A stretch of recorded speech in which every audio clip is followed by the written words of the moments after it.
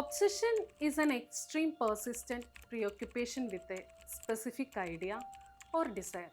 ഇപ്പോൾ ഒബ്സഷൻ എന്ന് പറഞ്ഞുള്ള ഫീലിംഗ് പിന്നീട് റിവഞ്ചായി പ്രതികാരം ചെയ്യുന്ന രീതിയിലോട്ട് മാറുന്ന ഒരുപാട് ഉദാഹരണങ്ങളുള്ള സിനിമകളുണ്ട്. ഇപ്പോൾ അതിനൊരു മികച്ചൊരു ഉദാഹരണമാണ് 1999 ഷാജൂൺ കാര്യാൽ സംവിധാനം ചെയ്ത ഡ്രീംസ് എന്ന് പറഞ്ഞ ചിത്രം. ഈ വടക്ക് നോക്കി യന്ത്രത്തിലെ ഏറ്റവും പോപ്പുലർ ആയിട്ടുള്ള ക്യാരക്ടർ ശ്രീനിവാസൻ തന്നെ അവതരിപ്പിച്ച തളത്തിൽ ദിനേശ് എന്ന് പറയുന്ന ക്യാരക്ടറും ഇതേ ഒബ്സഷൻ എന്ന് പറഞ്ഞ ഒരു ഫീലിംഗിലൂടെ ആണ് കടന്നുപോയിട്ടുള്ളത്.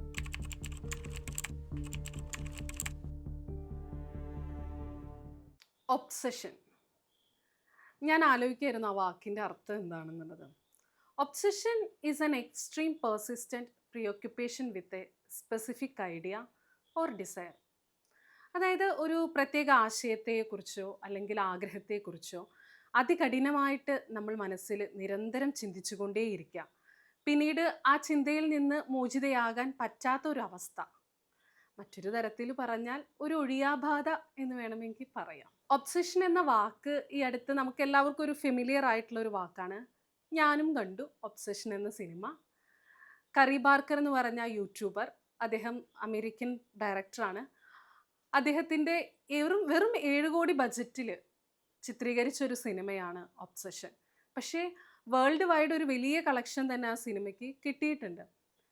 ഞാൻ മനസ്സിലാക്കിയത് ആ സിനിമ അത്രയും വേൾഡ് വൈഡ് ആകർഷിക്കണമെങ്കിൽ അതിൻ്റെ ഒരു പ്രധാനപ്പെട്ട വിജയം എനിക്ക് ആ സിനിമ കണ്ടു കഴിഞ്ഞപ്പോൾ തോന്നിയത് അതിൻ്റെ ഒറിജിനൽ സ്റ്റോറിയാണ്, പ്ലസ് അതിലത്തെ ആക്ടേഴ്സിൻ്റെ പെർഫോമൻസ്.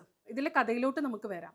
ഈ കഥയെന്ന് പറയുന്നത് 2 പ്രധാന കഥാപാത്രങ്ങളായ നിക്കി ആൻഡ് ബെയർ, ഇതാണ് നായിക നായകനും. ഇവരുടെ ജീവിതത്തിൽ നടക്കുന്ന ഒരു സംഭവമാണ്. പക്ഷേ ഇതിൽ കഥയിൽ ഒരു സൂപ്പർ നാച്ചുറൽ ഒബ്ജക്റ്റ് കൊണ്ട് നായകൻ്റെ ഒരു ആഗ്രഹം പറയുകയാണ്, ഒരു ആഗ്രഹം നടത്തുകയാണ്. അത് അവൻ്റെ യഥാർത്ഥ ജീവിതത്തിൽ സംഭവിക്കുന്നു.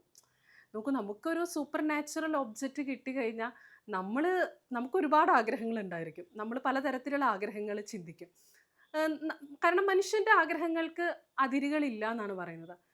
അതുപോലെ തന്നെ സ്വാഭാവികമായും ഇതിലെ നായിക കഥാപാത്രമായ ബെയർ, അവൻ ആഗ്രഹിക്കും ആ ഒരു ഒബ്ജക്റ്റ് വെച്ച്. എന്താണ് അവരുടെ ആഗ്രഹം എന്ന് വെച്ചാൽ അവൻ്റെ നായികയായ നിക്കി അവനെ സ്നേഹിക്കണം, അവനെ മാത്രം സ്നേഹിക്കണം. അവളുടെ ലോകം ബെയറിൻ്റെ, അതായത് ഈ നായകൻ്റെ ലോകം മാത്രമായിരിക്കണം അവളുടെ ലോകം എന്നുള്ളത്.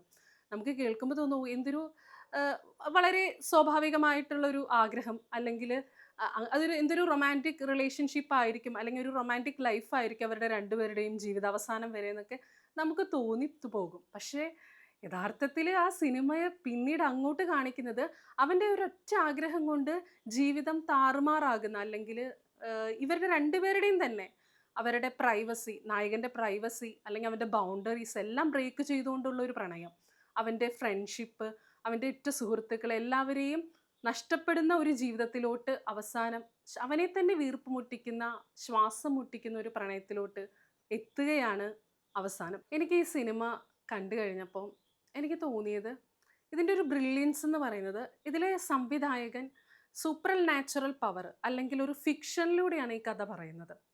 അതായത് ഇതിലെ നായകന് ഒരു സൂപ്പർ നാച്ചുറൽ ഒബ്ജക്റ്റ് കിട്ടുമ്പോഴാണ് അങ്ങനെ ഒരു വിഷ് ഉണ്ടാകുന്നത്.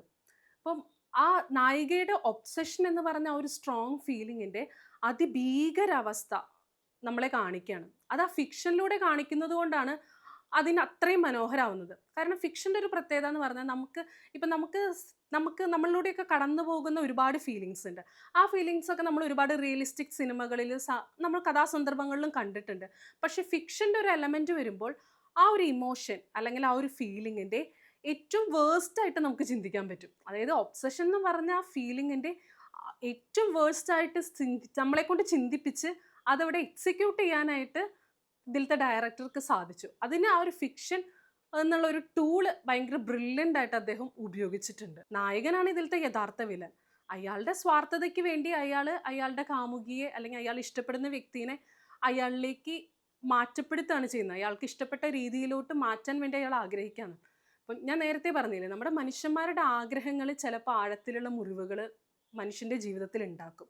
അങ്ങനെ ഒരു മുറിവ് നിക്കിയുടെയും ബെയറിൻ്റെയും ജീവിതത്തിൽ ബെയറിൻ്റെ ആഗ്രഹം കൊണ്ട് നടന്നു എന്നുള്ളതാണ്. നമുക്ക് സിമ്പിളായിട്ട് പറയാമെങ്കിലും ഇപ്പോൾ ഇത്രയും പോപ്പുലറായിട്ട് ഈ സിനിമ വരുമ്പോൾ എല്ലാവരും ചർച്ച ചെയ്തൊരു കാര്യം ലോകത്തെ മുഴുവൻ ഞെട്ടിച്ചൊരു സിനിമ അല്ലെങ്കിൽ പേടിപ്പിച്ചൊരു സിനിമ എന്നാണ്.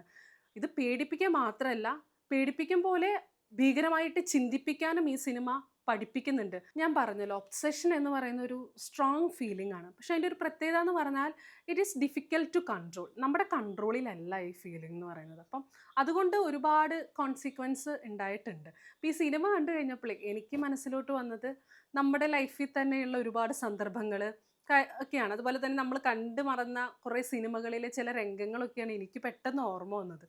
ഇപ്പം നമ്മുടെ ഒരു ലൈഫ് എടുക്കുകയാണെങ്കിൽ ഇപ്പോൾ ഈ ഒബ്സഷൻ എന്ന സിനിമയിൽ ഒബ്സഷൻ തോന്നുന്നത് ഒരു വ്യക്തിയോടാണ്.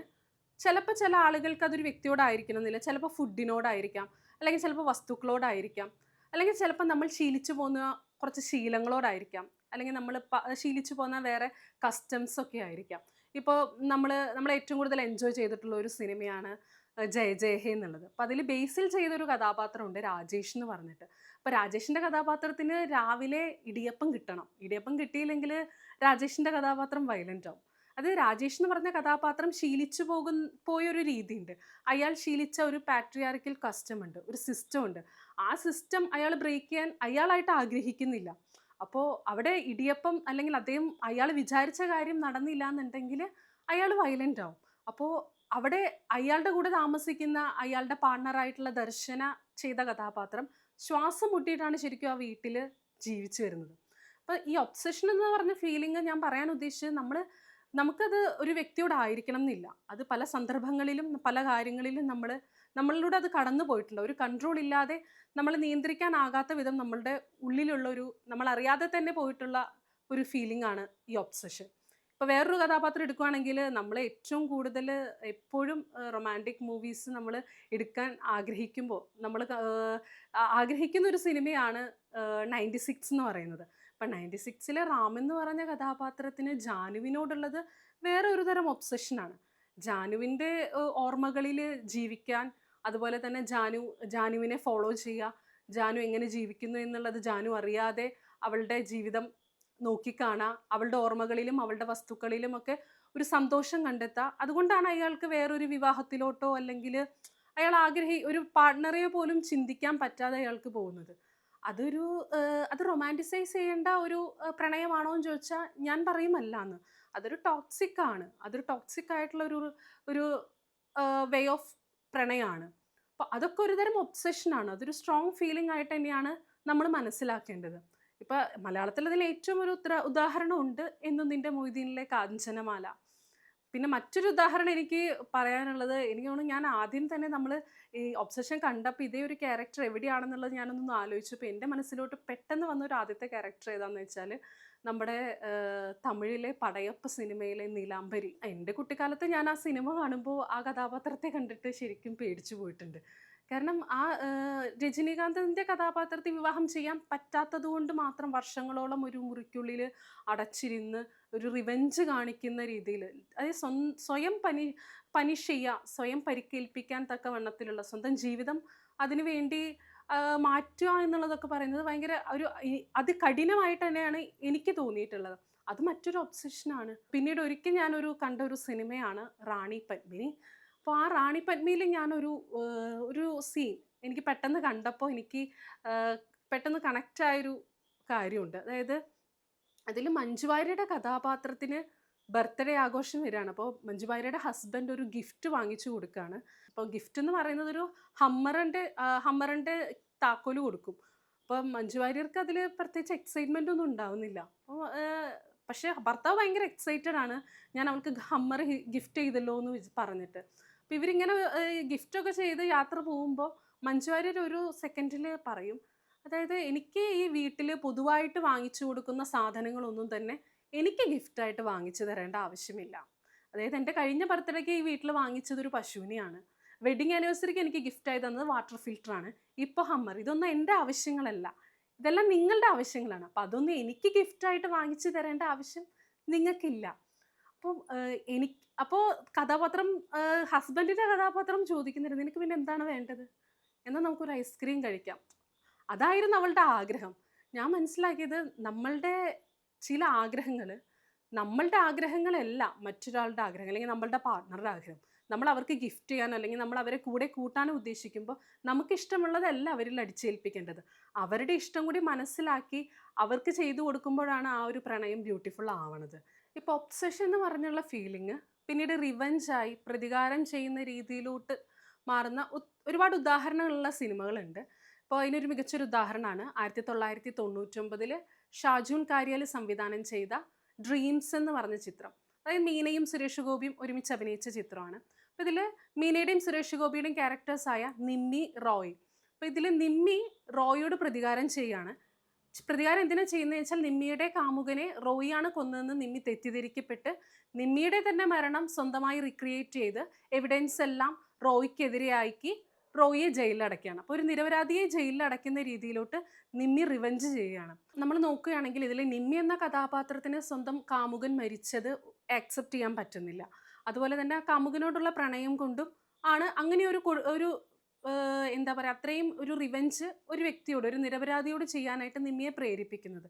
അതായത് ചില ആളുകളോടുള്ള സ്ട്രോങ് ഫീലിംഗ് ആയിട്ടുള്ള ഈ ഒബ്സഷൻ നമ്മൾ എന്തും ചെയ്യിക്കും, നമ്മളെന്ത് വേഴ്സ്റ്റ് ആയിട്ടുള്ള അല്ലെങ്കിൽ നമ്മൾ എന്ത് ക്രൂവലായിട്ടുള്ള കാര്യങ്ങളെയും ചെയ്യിക്കും എന്നുള്ളതിനൊരു ഉത്തമ ഉദാഹരണമാണ് ആ സിനിമയുടെ കഥ പറയാനായിട്ട് ഉദ്ദേശിക്കുന്നത്. നമ്മൾ ഒരുപാട് ആസ്വദിച്ച് ചിരിച്ചൊരു സിനിമയുണ്ട്, വടക്ക് നോക്കി യന്ത്രം. നമ്മുടെ ശ്രീനിവാസൻ എഴുതുകയും അതുപോലെ തന്നെ സംവിധാനം ചെയ്യുകയും ചെയ്ത ഒരു സൈക്കോളജിക്കൽ സെറ്റയറാണ് വടക്ക് നോക്കി യന്ത്രം. ഈ വടക്ക് നോക്കി യന്ത്രത്തിലെ ഏറ്റവും പോപ്പുലർ ആയിട്ടുള്ള ക്യാരക്ടർ ശ്രീനിവാസൻ തന്നെ അവതരിപ്പിച്ച തളത്തിൽ ദിനേശ് എന്ന് പറയുന്ന ക്യാരക്ടറും ഇതേ ഒബ്സഷൻ എന്ന് പറഞ്ഞ ഒരു ഫീലിങ്ങിലൂടെ ആണ് കടന്നു പോയിട്ടുള്ളത്. അതായത് അയാളുടെ ഒരു ഇൻഫീരിയോറിറ്റി കോംപ്ലക്സ്, അയാളുടെ ഭാര്യയോടുള്ള അയാളുടെ അമിത സ്നേഹം, പൊസസീവ്നെസ്, അയാളുടെ റിലേഷൻഷിപ്പിലെ ഒരു ഇമ്മെച്യൂരിറ്റി, ഇതൊക്കെയാണ് ആ സിനിമയിൽ കാണിക്കുന്നത്. ഇതൊരു മറ്റൊരു ഒബ്സഷനാണ്.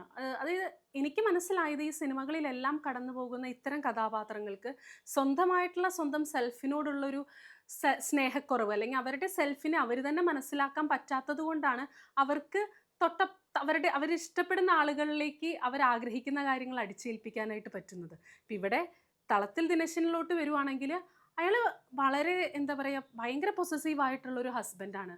അയാളുടെ ഭാര്യ ശോഭ മറ്റൊരാളുടെ കൂടെ സംസാരിക്കുന്നതോ ചിരിക്കുന്നതോ ഒന്നും അയാൾക്ക് ആലോചിക്കാനോ അല്ലെങ്കിൽ അത് മനസ്സിലാക്കാൻ പോലും അയാൾക്ക് സാധിക്കുന്നില്ല. പിന്നീട് ആ സിനിമയുടെ അവസാനം ഒരു രോഗാവസ്ഥയിലോട്ടാണ് അയാളുടെ ഒരു ക്യാരക്ടർ പോകുന്നത്. ഇപ്പം ശ്രീനിവാസൻ ആയതുകൊണ്ട് നമ്മളുടെ ഈ സിനിമയിൽ കോമഡി എന്ന് പറഞ്ഞുള്ള ഒരു ടൂൾ ഉപയോഗിച്ച് ഇത്രയും ആർക്കും ദഹിക്കാൻ പറ്റാത്ത ഈ ഒരു എന്താ പറയുക ടോക്സിക് മസ്കുലിനിറ്റി അല്ലെങ്കിൽ ഈ ഇമ്മെച്യൂർ ആയിട്ടുള്ള റിലേഷൻഷിപ്പ് ഒക്കെ ഈ ഒരു ടൂൾ ഉപയോഗിച്ചിട്ട് അതിഗംഭീരമായിട്ട് അദ്ദേഹം പ്രസൻറ്റ് ചെയ്തിട്ടുണ്ട്. ഒബ്സഷൻ എന്ന സിനിമയിൽ അതിലെ ഡയറക്ടർ ഒരു ഫിക്ഷനാണ് യൂസ് ചെയ്തിരിക്കുന്ന ടൂളെങ്കിൽ ഇപ്പോഴത്തെ നമ്മുടെ ശ്രീനിവാസൻ വളരെ ഗംഭീരമായിട്ട് കോമഡി ഉപയോഗിച്ച് തന്നെ വളരെ അടിച്ച് ഇങ്ങനെയുള്ള കാര്യങ്ങൾ നല്ല രീതിയിൽ നല്ലൊരു കൊട്ടു കൊടുത്തുകൊണ്ടാണ് ഈ സിനിമ അവസാനിപ്പിക്കുന്നത്. ഈ സ്നേഹം എന്ന് പറയുന്നത് രണ്ട് വ്യക്തികൾക്കിടയിൽ അവരുടെ ബൗണ്ടറീസ് റെസ്പെക്റ്റ് ചെയ്യുന്ന, അവരുടെ വ്യക്തിത്വത്തെ റെസ്പെക്റ്റ് ചെയ്യുന്ന ഒരു കാര്യമാണ്. അവിടെയാണ് സ്നേഹം, യഥാർത്ഥ സ്നേഹം. അതൊരു അൺസെൽഫിഷ് ആയിട്ടുള്ള ഒരു കൺസേൺ ആണ് നമ്മുടെ പാർട്ട്ണറെ കുറിച്ച് അല്ലെങ്കിൽ നമ്മൾ ഇഷ്ടപ്പെടുന്ന വ്യക്തികളെ കുറിച്ച്.